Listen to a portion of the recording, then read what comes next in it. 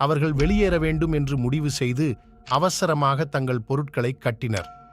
அவர்கள் காடு வழியாக நடந்து செல்லும்போது பாதை வளைந்து திரும்பியது அவர்களை வட்டங்களில் வழிநடத்தியது. உருமல்கள் அவர்களை பின்தொடர்ந்து சத்தமாகவும் மேலும் ஆக்ரோஷமாகவும் வளர்ந்தன.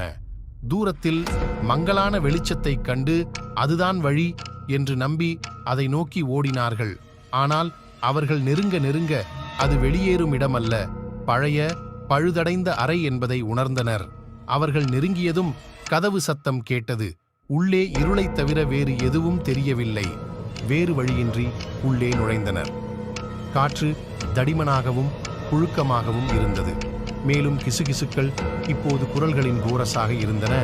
பழங்கால அறிய முடியாத மொழியில் பேசுகின்றன. சாரா தன் கைக்கு எதிராக குளிர்ந்த கை தூரிகையை உணர்ந்தாள் மற்றும் கத்தினாள், தடுமாறினாள். கதவு சாத்தப்பட்டது. அவர்கள் உள்ளே சிக்கிக் கொண்டனர்.